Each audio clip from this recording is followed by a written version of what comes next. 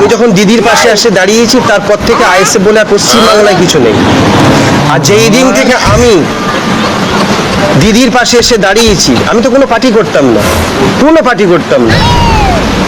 আমি একজন এই যে পীরজাদা পীর সাহেব ছিলাম। কেমন কথা বলে ফেললেন কাশেম ভাই, একটু ভুল বলে ফেললেন না? এ একটা কোনো কথা হলো?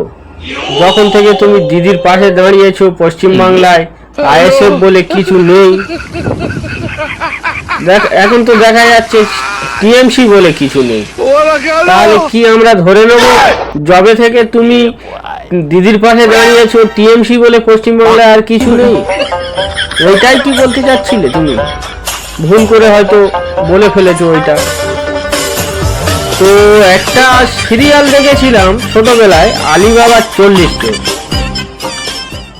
আর সেই সিরিয়ালটা যারা দেখেছো তারা জানবে, সিরিয়ালে যে আলিবাবার দাদা ছিল সেও কাশেম ছিল।